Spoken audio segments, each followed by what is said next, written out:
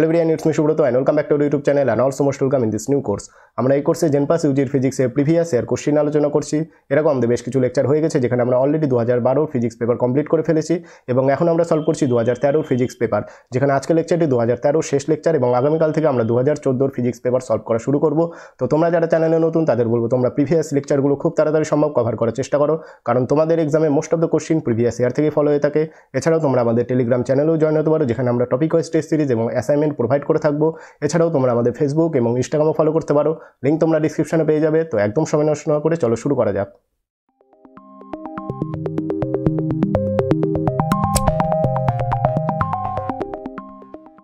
আজকের ফার্স্ট কোশ্চেনটি দেখে নাও কি বলেছে। বিদ্যুৎ ঝলক দেখার 7 সেকেন্ড পরে বজ্রের শব্দ শোনা গেল, বায়ুতে শব্দের বেগ 330 মিটার পার সেকেন্ড হলে বিদ্যুৎ ঝলকের দূরত্ব কত? ওকে, ধরে নাও পৃথিবীতে দাঁড়িয়ে কেউ একজন আকাশে ঘটে যাওয়া বজ্রপাত লক্ষ্য করছে এবং সে কি লক্ষ্য করবে? সে লক্ষ্য করবে যে প্রত্যেকটি বজ্রপাত ঘটার সঙ্গে সঙ্গে বা সেই মুহূর্তে বজ্রপাতের আলো বা বিদ্যুৎ ঝলক তার চোখে এসে পৌঁছবে এবং তার কিছু পর সেই বজ্রপাতের শব্দ তার কানে এসে পৌঁছবে। ঠিক আছে, এবং তোমাদের কোশ্চেনে কি বলেছে? তোমাদের কোশ্চেনে বলেছে বিদ্যুৎ ঝলক বা বজ্রপাতের আলো দেখার 7 সেকেন্ড পরে বজ্রের শব্দ শোনা গেল। তার মানে বুঝতে হবে কি যে শব্দটি এই পৃথিবীতে আসতে কত সময় নিয়েছে? শব্দটি পৃথিবীতে আসতে সময় নিয়েছে t=7 সেকেন্ড এবং শব্দের গতিবেগ কত? শব্দের গতিবেগ v=330 মিটার পার সেকেন্ড। এবং তোমাদের কোশ্চেনে কি বের করতে বলেছে? তোমাদের কোশ্চেনে বের করতে বলেছে যে বিদ্যুৎ ঝলকের দূরত্ব কত। ওকে, তো আমরা বিদ্যুৎ ঝলকের যে দূরত্বটা সেটাকে আমরা x দিয়ে লিখছি। সো আমাদের x এর মানটা বের করতে হবে। ঠিক আছে, সো আমরা কি জানি? আমরা জানি গতিবেগ v= আমাদের কি লিখতে পারি? গতিবেগ v= আমরা লিখতে পারি দূরত্ব বাই টাইম। ঠিক আছে, দূরত্ব বাই সময়। সো এখানে দূরত্বকে আমরা x দিয়ে ধরেছি এবং সময়কে t দিয়ে। ঠিক আছে, সো এখান থেকে আমাদের কি বের করতে হবে? আমাদের x এর মান বা বিদ্যুৎ ঝলকের দূরত্বটা বের করতে হবে। সো x= কত? x= v × t। তোমাদের কোশ্চেনে দেওয়া আছে যে শব্দের গতিবেগ কত? v=330 metre per second. ওকে, এবং সময় কত দেওয়া আছে? সময় দেওয়া আছে 7 সেকেন্ড। ওকে, 7 সেকেন্ড। সো এটা ক্যালকুলেট করলে কত দাঁড়াচ্ছে দেখো, 0 3 × 7 = 21, 1 হাতে গুলো 2 3 × 7 = 21, 22 23। ওকে, 2310 মিটার। ওকে, 2310 মিটার। সো এটাকে আমরা যদি কিলোমিটারে নিয়ে যাই তাহলে কত আসবে? 1000 দিয়ে ভাগ করতে হবে বাই 1000। সো এটা করলে দাঁড়ায় 2.31 কিলোমিটার। ওকে, 2.31 কিলোমিটার। সো তোমাদের রাইট অ্যান্সার অপশন সি। এরপরে কোশ্চেনটি দেখে নাও। এরপরে কোশ্চেনটি কি বলেছে দেখো, অক্সিজেন অণুর ভর হাইড্রোজেন অণুর 16 গুণ দেওয়া আছে। সমতাপ 100 ডিগ্রি সেন্টিগ্রেডে রক্ষিত 1 গ্রাম অণু বা 1 মোল অক্সিজেন অণুগুলির মোট গতিশক্তি ও 1 গ্রাম অণু বা 1 মোল হাইড্রোজেনের মোট গতিশক্তির অনুপাত বের করতে বলেছে। ঠিক আছে, সো তোমাদের টেম্পারেচার কত দেওয়া আছে? টেম্পারেচার দেওয়া আছে t=100 ডিগ্রি সেন্টিগ্রেড। সো এটাকে যদি আমরা কেলভিনে নিয়ে যাই তাহলে কত আসবে? 100 + 273 কেলভিন করলে দাঁড়ায় 373 কেলভিন। এবং তোমাদের কি বের করতে বলেছে বা কিসের অনুপাত বের করতে বলেছে? তোমাদের বের করতে বলেছে 1 মোল বা 1 গ্রাম অণু অক্সিজেনের গতিশক্তি এবং 1 গ্রাম অণু বা 1 মোল H2 এর গতিশক্তির অনুপাতটা বের করতে বলেছে। ঠিক আছে, সো দেখো মলিকুলের ক্ষেত্রে আমরা কি জানি?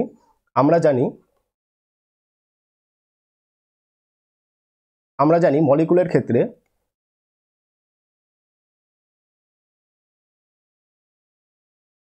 গতিশক্তি = 3/2 nRT। ওকে, 3/2 nRT। সো দেখো গতিশক্তি কার উপর ডিপেন্ড করছে? গতিশক্তি ডিপেন্ড করছে n এর উপর। ওকে, n বা মোলের উপর এবং টেম্পারেচারের উপর বা তাপ। ঠিক আছে, তাপ বা টেম্পারেচার। সো দেখো এখানে আর কি? আর হচ্ছে ধ্রুবক। সো এখান থেকে আমরা কি লিখতে পারি? সো এখান থেকে আমরা লিখতে পারি গতিশক্তি কার উপর ডিপেন্ড করছে? গতিশক্তি proportional to n and t। ঠিক আছে, এবং তোমাদের কোশ্চেনে কি দেওয়া আছে? তোমাদের কোশ্চেনে দেওয়া আছে এখানে টেম্পারেচার কত দেওয়া আছে? হাইড্রোজেনের ক্ষেত্র এবং অক্সিজেনের ক্ষেত্র দুটির ক্ষেত্রে টেম্পারেচার সেম। ওকে, 100 ডিগ্রি সেন্টিগ্রেড বা 373 কেলভিন। এবং কি বলা আছে? এবং প্রতিটি ক্ষেত্রেই বলা আছে 1 গ্রাম অণু বা 1 মোলের ক্ষেত্রে তোমাদের গতিশক্তি বের করতে হবে। ঠিক আছে, তোমাদের কি দেওয়া আছে? n ইকুয়াল টু কত দেওয়া আছে, n ইকুয়াল টু দেওয়া আছে 1 মোল, এটি হাইড্রোজেনের ক্ষেত্রেও দেওয়া আছে এবং অক্সিজেনের ক্ষেত্রে n ইকুয়াল টু 1। আর কি দেওয়া আছে, আর দেওয়া আছে টেম্পারেচার t ইকুয়াল টু কত দেওয়া আছে 100 ডিগ্রি সেন্টিগ্রেড বা 72 কেলভিন। ওকে, সো তোমাদের বের করতে বলেছে যে অক্সিজেন মলিকুলের গতিশক্তি এবং হাইড্রোজেন মলিকুলের গতিশক্তি বের করতে বলেছে। সো দেখো, সো আমরা কি লিখতে পারি, অক্সিজেনের 1 মোল অক্সিজেনের গতিশক্তি ইকুয়াল টু কত, 1 মোল অক্সিজেনের গতিশক্তি ইকুয়াল টু কত দেখেছিলাম 3/2 n আর টি। এবার মানগুলো যদি আমরা বসিয়ে দিই 3/2, এবার কত মোল বলেছে 1 মোল, মানে n এর মান 1, ওকে, ইন্টু 1 ইন্টু আর ইন্টু টি, টেম্পারেচার কত। এবার আবার যদি 1 মোল হাইড্রোজেনে বের করি তাহলে কত আসবে,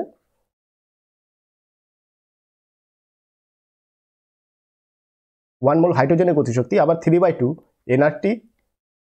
হাইড্রোজেনের ক্ষেত্রেও আমরা 1 মোল ইউজ করেছি, তো n এর মান 1, 3/2 ইন্টু 1 ইন্টু আর, এবং দুটি ক্ষেত্রে যেহেতু টেম্পারেচার সেম সেহেতু টি এর মান কত তোর। সো দেখো হাইড্রোজেনের গতিশক্তি এবং অক্সিজেনের গতিশক্তি সেম দাঁড়াচ্ছে। সো দেখো আমরা এখান থেকে কি লিখতে পারি যে 1 মোল অক্সিজেনের গতিশক্তি এবং হাইড্রোজেনের গতিশক্তি এর অনুপাতটা কত, এর অনুপাত হচ্ছে 1:1, ঠিক আছে, কারণ দুটির ক্ষেত্রেই গতিশক্তির পরিমাণ সেম আসছে। ওকে, দুটির ক্ষেত্রেই গতিশক্তির পরিমাণ যেহেতু সেম আসছে তাহলে এদের অনুপাত কত, এদের অনুপাত হচ্ছে 1:1। So right answer option C. এর পরে কোশ্চেনটি দেখে নাও, এর পরে কোশ্চেনটি কি বলেছে, দেখো হিলিয়ামের পারমাণবিক সংখ্যা z = 2 এবং ভর সংখ্যা দেওয়া আছে a = 4। So helium plus ion এবং হাইড্রোজেনের প্রথম বোর ব্যাসার্ধের অনুপাত কত, ঠিক আছে। সো আমরা কি জানি, আমরা জানি বোর ব্যাসার্ধ কার সাথে প্রপোর্শনাল হয় বা কার সাথে সমানুপাতিক হয়, বোর ব্যাসার্ধ proportional to n²/z। Okay, n²/z, যেখানে z = কি, z = পারমাণবিক সংখ্যা বা এটাকে অনেক সময় কি বলা হয়, প্রোটন সংখ্যা, ঠিক আছে, প্রোটন সংখ্যা। এবং n কি, n হচ্ছে, n এর মান কি কি হতে পারে, n এর মান হতে পারে 1 হতে পারে, 2 হতে পারে, 3 হতে পারে, ঠিক আছে। এবং তোমাদের কোশ্চেনে কি বলেছে, তোমাদের কোশ্চেনে বলেছে প্রথম বোর ব্যাসার্ধ, ঠিক আছে, প্রথম বোর ব্যাসার্ধের ক্ষেত্রে n = কত লেখা হয়, প্রথম বোর ব্যাসার্ধের ক্ষেত্রে n = লেখা হয় 1, ঠিক আছে, প্রথম বোর ব্যাসার্ধের ক্ষেত্রে n = লেখা হয় 1। সেরকমভাবে যদি বলতো সেকেন্ড বোর ব্যাসার্ধ তাহলে তোমাদের লিখতে হতো n = 2, ঠিক আছে। সো এই r = তাহলে কত দাঁড়ালো, so r proportional to n²/z, যেহেতু প্রথম বোর ব্যাসার্ধের ক্ষেত্রে সেহেতু n এর মান কত, n এর মান আমরা 1 ধরবো, ঠিক আছে। সো r প্রপোর্শনাল টু কত দাঁড়াচ্ছে 1/z। ওকে, সো r কার উপর ডিপেন্ড করছে, r ডিপেন্ড করছে অনলি z এর উপর, এবার তোমাদের আলাদা আলাদাভাবে হিলিয়াম প্লাস আয়ন এবং হাইড্রোজেনের যে বোর ব্যাসার্ধ সেটি বের করে নেওয়া যাক। ওকে, সো তোমাদের কোশ্চেনে কি বলা আছে, তোমাদের কোশ্চেনে বলা আছে হিলিয়ামের পারমাণবিক সংখ্যা দেওয়া আছে 2 এবং ভর সংখ্যা কত দেওয়া আছে 4, এবং তোমাদের কি বের করতে বলেছে, তোমাদের বের করতে বলেছে যে হিলিয়াম প্লাস আয়নের যে বোর ব্যাসার্ধ সেটি আগে বের করে নিতে হবে। সো হিলিয়াম প্লাস আয়ন বলতে আমরা কি বুঝি, সো এই হিলিয়াম থেকে আমরা যদি একটা ইলেকট্রন বের করে নিই, ওকে, একটা ইলেকট্রন যদি আমরা বের করে নিই তাহলে এই হিলিয়ামটা কি তৈরি হবে, এই হিলিয়ামটা তৈরি হবে হিলিয়াম প্লাস আয়নে। ওকে, সো হিলিয়াম প্লাস আয়নে পরিণত হবে। সো দেখো এখানে আমরা একটা ইলেকট্রন বের করছি এবং যখন আমরা ইলেকট্রন বের করে নিচ্ছি তখন কি প্রোটন সংখ্যার কোনো চেঞ্জ হচ্ছে, কোনো একটা পরমাণু থেকে আমরা যদি একটি ইলেকট্রন বের করে নিই তাহলে তার কি প্রোটন সংখ্যার কোনো চেঞ্জ হয় না, তার প্রোটন সংখ্যার কোনো চেঞ্জ হয় না, ঠিক আছে। সো আমরা এখান থেকে লিখতে পারি কি হিলিয়াম প্লাস এই যে আয়নটা তৈরি হলো এর প্রোটন সংখ্যা কত, এর প্রোটন সংখ্যা z = 2। ওকে, সেরকম হিলিয়ামেরও z = 2 এবং হিলিয়াম প্লাস আয়নেরও z = 2, কারণ হিলিয়াম প্লাস মানে এখান থেকে একটি ইলেকট্রন বাইরে বেরিয়ে গেছে। ওকে, একটি ইলেকট্রন বাইরে বেরিয়ে গেছে, সো ইলেকট্রন বাইরে বেরিয়ে গেলেও তার প্রোটন সংখ্যার কোনো চেঞ্জ হয় না, ঠিক আছে, তার প্রোটন সংখ্যা চেঞ্জ হয় না। লিখতেই পারি He প্লাস আয়নের z = 2। সো He প্লাস আয়নের বোর রেডিয়াস বা বোর ব্যাসার্ধ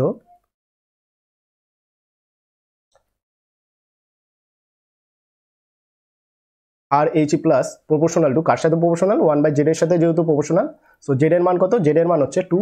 ওকে, সো 1/2। আবার তোমাদের কি বের করতে বলেছে, এখানে কার সাথে অনুপাত বের করতে বলেছে, হাইড্রোজেনের He প্লাস আয়ন এবং হাইড্রোজেনের বোর ব্যাসার্ধের অনুপাত বের করতে বলেছে, ঠিক আছে। সো এবার আমাদের কি বের করতে হবে, এবার বের করতে হবে হাইড্রোজেনের বোর ব্যাসার্ধ কত। ওকে, আবার H2 এর ক্ষেত্রে দেখো হাইড্রোজেনের ক্ষেত্রে আমরা সকলেই জানি জেড ইকুয়াল টু কত হয়, জেড ইকুয়াল টু হয় 1, ঠিক আছে। সো হাইড্রোজেনের ক্ষেত্রে যে বোর ব্যাসার্ধ সেটি কত হবে, আর H2 proportional to 1/z equal to 1/1, okay. So 1 number এটাকে আমরা 1 নম্বর সমীকরণ দিচ্ছি, এটাকে আমরা 2 নম্বর সমীকরণ দিচ্ছি। সো 1 এবং 2 থেকে আমরা কি পেতে পারি, দেখো ফ্রম 1 and 2 আমরা কি লিখতে পারি, দেখো এখানে তোমাদের কোশ্চেনে কি বলেছে, H প্লাস আয়নের এবং হাইড্রোজেনের বোর ব্যাসার্ধের অনুপাত, ঠিক আছে। সো 1 এবং 2 থেকে আমরা কি লিখতে পারি, RH plus divided by RH2 equal to, দেখো RH প্লাস এর মান কত দাঁড়িয়েছিল 1/2, সেরকমভাবে RH2 এর মান কত দাঁড়িয়েছে 1, ঠিক আছে। সো এখান থেকে আমরা কি লিখতে পারি 1/2, so RHE plus H2 RH2 equal two 1:2, ওকে, 1:2। সো আমরা কি পেলাম, আমরা পেলাম যে হিলিয়াম প্লাস আয়ন এবং হাইড্রোজেনের যে বোর ব্যাসার্ধের অনুপাতটা সেটি কত পেলাম 1:2। So right answer is option C. এরপরে কোশ্চেনটি দেখে নাও, এরপরে কোশ্চেনটি কি বলেছে, এরপরে কোশ্চেনটি বলেছে 800 ডিগ্রি কেলভিন এবং 200 ডিগ্রি কেলভিন তাপমাত্রায় সমচাপে রক্ষিত গ্যাস অণুর আরএমএস গতিবেগের অনুপাত কত, ওকে।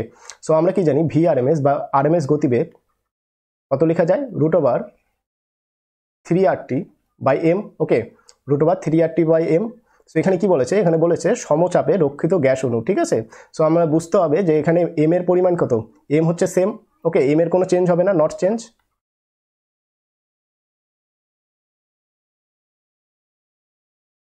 নট চেঞ্জ, কোনো চেঞ্জ হবে না। আর হচ্ছে কি, আর হচ্ছে কনস্ট্যান্ট বা ধ্রুবক,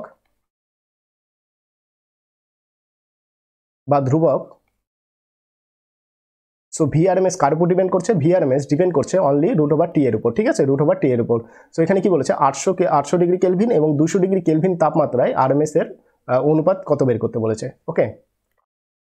সো দেখো VRMS এটি 800 কেলভিনের ক্ষেত্রে কত আসবে, প্রপোর্শনাল টু, আমরা কি দেখলাম √T, সো এটা প্রপোর্শনাল টু √800, ওকে।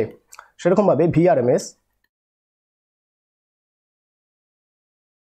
কত বলেছে 200 কেলভিনের ক্ষেত্রে প্রপোর্শনাল টু √T, তো প্রপোর্শনাল টু 200 √200, ওকে। সো এর অনুপাতটা যদি আমরা বের করি তাহলে কত আসবে, VRMS 800/200 ইকুয়াল টু √800/200, ওকে, বলে কত আসবে 4, ওকে, 4:1, 2 দিয়ে 8কে কাটবে 4, সো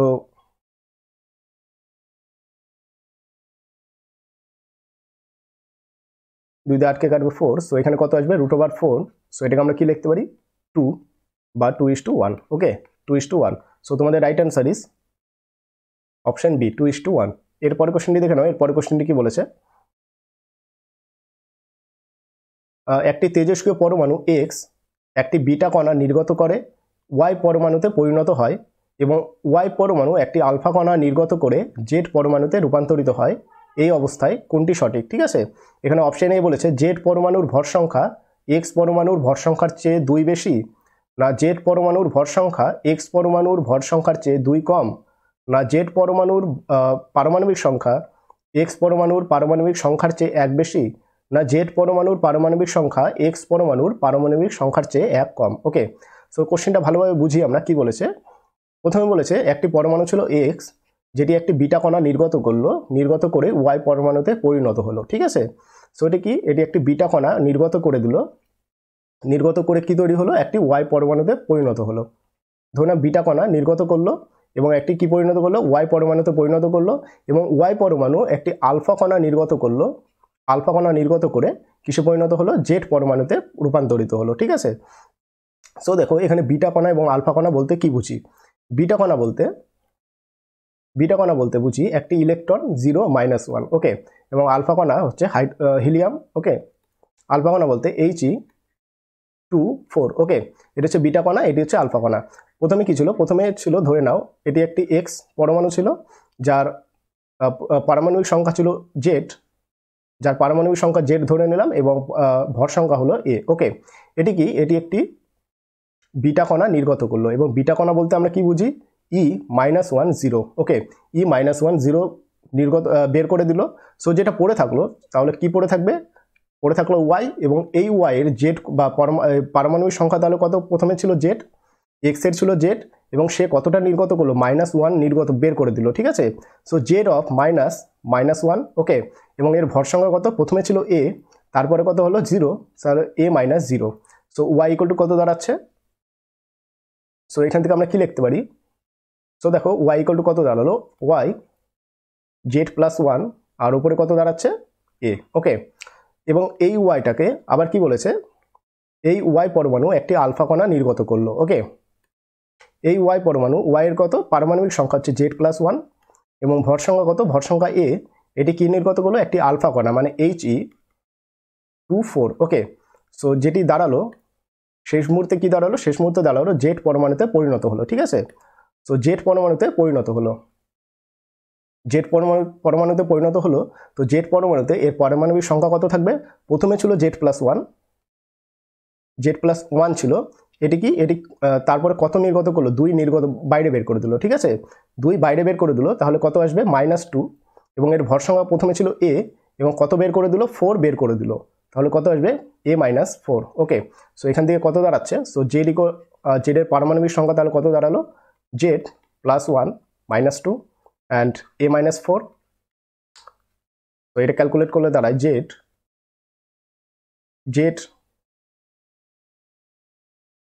-1 অ্যান্ড A-4। ওকে, এখানে z-1 এটি কি? এটি হচ্ছে জেড এর পারমাণবিক সংখ্যা, এবং A-4 হচ্ছে জেড এর ভর সংখ্যা, ঠিক আছে?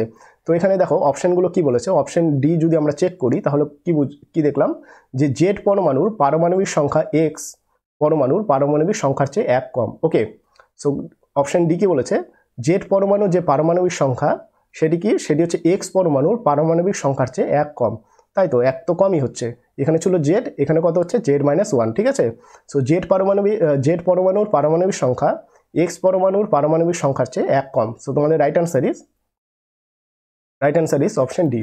তো আজকের লেকচার এইটুকুই, এবং আগামীকাল থেকে আমরা শুরু করছি 2014 ফিজিক্স পেপার। এবং তোমাদের যদি লেকচারগুলো ভালো লেগে থাকে, তবে তোমরা চ্যানেলটিকে সাবস্ক্রাইব করতে পারো এবং বন্ধুদের সাথে শেয়ার করতে পারো, কারণ তোমাদের একটি সাবস্ক্রিপশন আমাদেরকে আরও উৎসাহিত করে তোমাদের পাশে থাকার জন্য। So tata.